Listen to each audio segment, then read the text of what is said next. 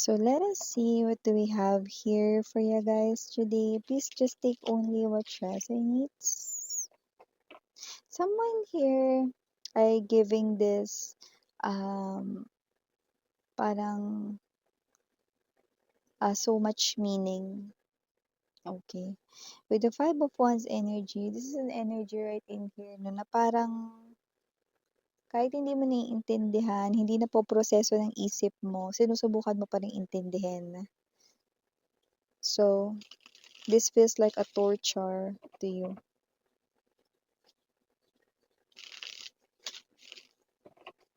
But I don't really get that that's your energy. Maybe that is someone's energy connecting sa inyo. Yeah. Nakita ko dito ng parang missiles, no, na binabato rito. No? So parang yung kanyang isip, no, ay parang nasa war. Let us see, let us see.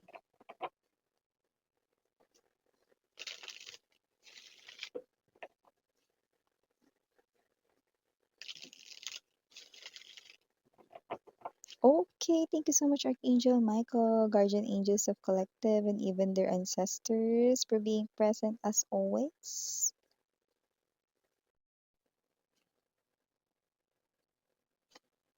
Oh,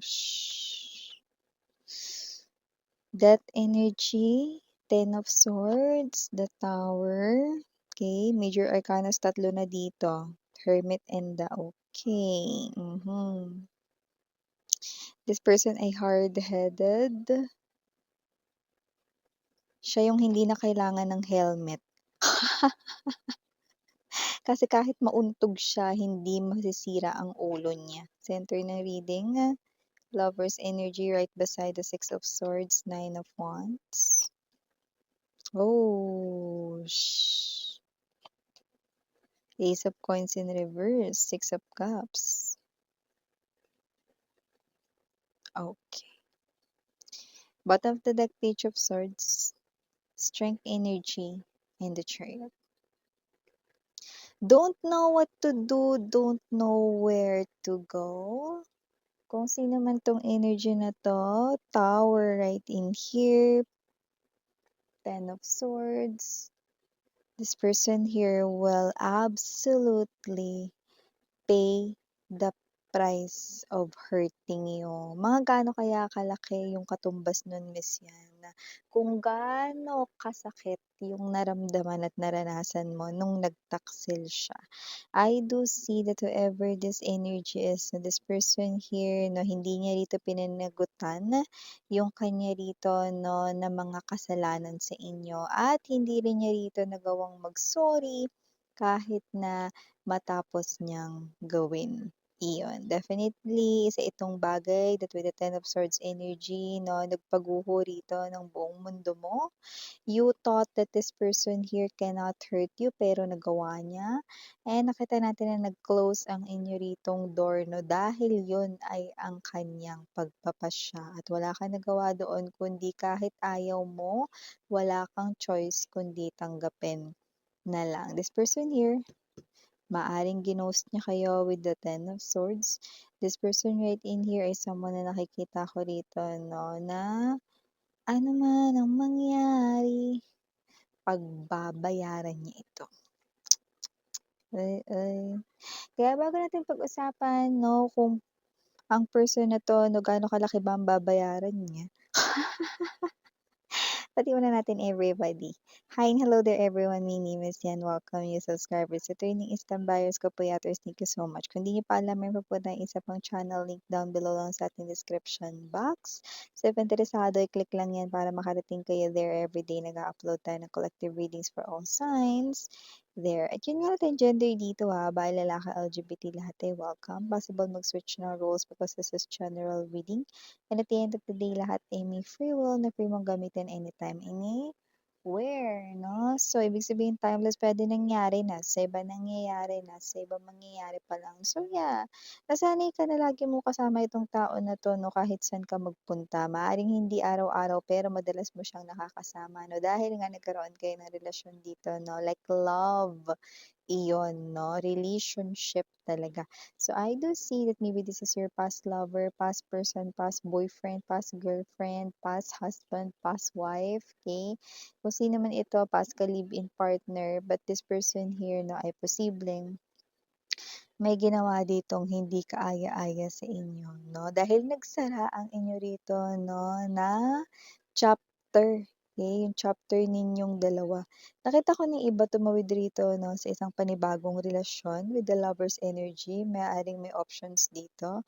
Pero nakita ko that with the Nine of Wands, this person right in here 'no ay maaaring wala na ritong parang, magustuhan na iba pagtapos nung sa third party na yun. So, puwedeng hiwalay na sila ng third party ta's nagta-try siya maghanap ng bago pero wala siyang nakikita dito.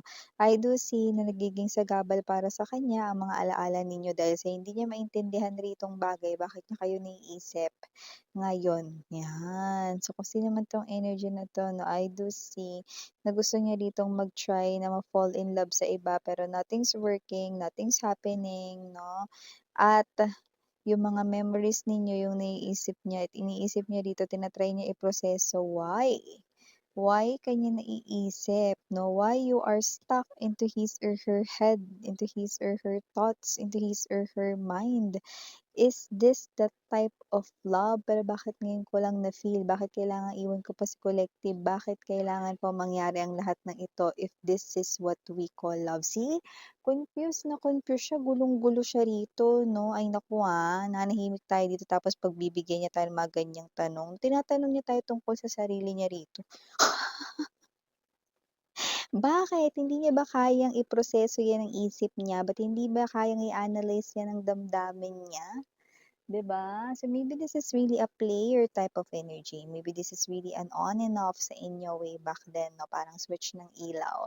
Parang kabute, pawala-wala 'no. So, whatever the case may be, you've invested a lot, time, effort, and even love dito sa person na 'to, but this person here chose to cut you out sa kanyang life na and now your memories are resurfacing dito. This person here feels like na parang nagiging sagabal yung mga memories mo dito kasi kahit na makikipag-blind date siya, makikipagkita, makikipag-friends sa kung sinong bagong kakilala, no? Bakit yung mga memories mo dito parang pinipigilan siyang wag makipagkilala doon? Dun, dun, dun, dun. Yes, because it's about time. Yun ay sign dito 'no, hindi para magbalikan kayong dalawa kundi sign para magbayad na siya. Sign para bayaran niya ang laki ng kasalanan niya rito sa inyo 'no, at sana bayaran niya na rin yung utang niyang salapi or pera sa'yo, ayan 'no. Pag-pray natin 'yan mare. Nabayaran niya rin dito 'no, yung, perang hiniram or inutang niya sa inyo. See, lumayas, umalis 'no, tapos hindi pa pala nagbayad rito ng pera. So, I do see that whoever this energy is, so this person right in here could be trying to figure out why. Why you keep on popping out sa kanyang isipan? Why he or she remembers you ng madalas lately, no? Yeah. Okay? So, I do see that this person right in here, no, ay someone dito na nagsisimula na yung kanyang karma, ayan oh. Wala siyang nagugustuhan sa mga ka-date niya, wala ritong pumapasa sa kanya, sa standard niya. Wala ritong kahit na sino makapagbigay sa kanya ng kilig 'no, wala siyang magustuhan, 'yan 'no. Kahit yung iba may nakikita ko dito may itsura naman. And tinatanong niya yung sarili niya rito bakit wala siyang magustuhan sa mga yun, tapos bakit naiisip ka rin niya ng dumadalas ngayon. Okay. Ayun, sorry about that commercial mga babes. Let's now go back dito sa ating pinag-uusapan. So definitely napagbabayaran niya ito 'no, dahil nagsisimula na yung, kanya ritong karma, kailangan niya itong pagbayaran. Mas nakita natin dito na yung person mo, naniniwala naman siya sa karma rito 'no, pero hindi niya lang akalain 'no, natatamaan pala siya. Naniniwala naman siya sa karma pero hindi niya in-expect na tatamaan pala siya, nakakaloka 'no? So parang miss yan, hindi niya pa rin ina-admit yung mga kasalanan niya kung nagsimula na yung sign na kakarmahin na siya. Oo, kasi nga simula pa lang. Okay, pero mare-realize niya rin 'yan, ta's nakikita ko dito makakaramdam siya ng takot. Takot para sa kanyang future 'no, kasi dito nakikita ko sa ating bottom of the deck, this person right in here do not know where to go, okay? Kung saan heading siya, hindi niya alam. But this person right in here is someone dito na nakikita ko 'no, na hindi siya yung klase ng actually matalino siya, eh. Nakikita natin dito na parang, nakikita niya na ikaw yung parang pinakapulot dulo ng dahilan kung bakit siya rito kakarmahin, ayan 'no.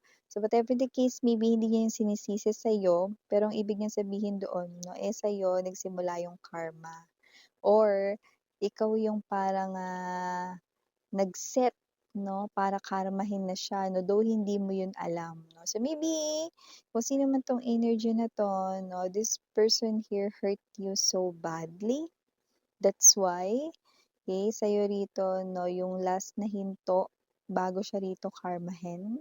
And I do see 'no, that this person right in here, okay, will start dito na ma-view ka sa isang klase 'no, ng, parang, description kung saan maiisip niyang nagbabalik rin ang pag-ibig niya sa'yo, 'yan.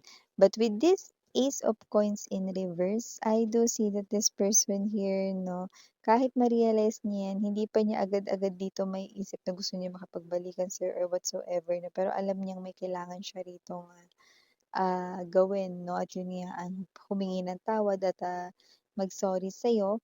But with the Hangman energy, this person here 'no, ay stuck pa dito sa pag-iisip, ano ba talaga yung nangyayari, 'yan. So nakikita natin dito that this person here, okay wala ritong ibang, um, kumbaga parang nakikipagkilala siya tapos hindi na siya china-chat or nire-replyan afterwards 'no, bigla na lang rin siyang gino-ghost dito 'no. So that's the start of the karma, okay.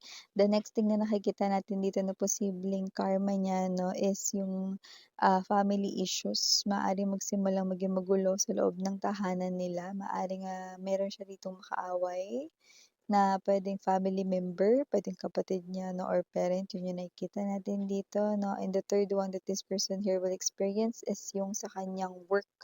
This person here 'no will feel like 'no na hindi siya rito, um, as in talaga nagkakaroon ng maayos na kita. Like let's say 'no, maaaring yung kanya ritong sahod ay napupunta lang sa pambayad ng utang, 'yan.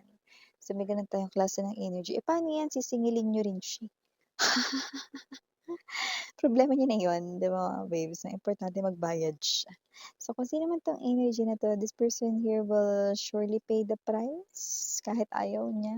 Ibig sabihin kailangan niya itong harapin at pagbayaran. Ang sign ay nagsisimula na at yung sign na 'yun ay nagsisimula na dito sa iyo or dahil sa iyo, 'yan. So whatever the case may be, hindi mo naman kasalanan 'yun, huwag mo sisihin rito yung self mo ano. Ang karma mga babes 'no, talagang hinahabol niyan yung mga tao rito na nag-cast rin ng karma sa sarili nila. Kung sinong gumawa nun, sa kanya rin babalik 'yun. So ibig sabihin, this person here casted this sa kanyang sarili, 'di ba? So don't feel guilty about this 'no. Ang importante rito 'no, move on, live your life. Okay, and be happy. Okay, maging masaya ka. That is the perfect revenge talaga dito. Yan. So, initials na nakikita natin, we have here capital letter L, capital letter G, capital letter M, capital letter C, capital letter D as in dog, capital letter Y, and capital letter K. For small letters naman, we have S, P, A, H, T, O, I, and last but not the least, we have M. So, yan mga babes, nasa inyo, no, kung anong gagawin niyo dito sa situation ito together with this person. But definitely, hindi nyo rin to kayang pahintuin because universe already orchestrated this. Umpisa pa lang, we've got 3 major arcana sunod-sunod na. Tower, death, and there's this hermit energy. So, definitely, para rin naman to sa ikabubuti ng iyong person. Okay? So, iwan ko sa inyo mga mensaheng ito, mga mahalaga ni Miriana, only for the girls na yan, nandun for the boys, harang hell, love and light, idra. Annyeong!